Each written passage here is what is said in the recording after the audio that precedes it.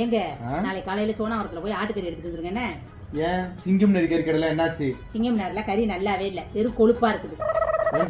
800 ரூபா 900 ரூபா போட்டு கறி விக்கிறவங்க கறியை மட்டும் உங்க கையில கொடுத்துட்டு கொழுப்ப வீட்டுக்கு பார்சல் பண்ணியா கொண்டு போவாங்க?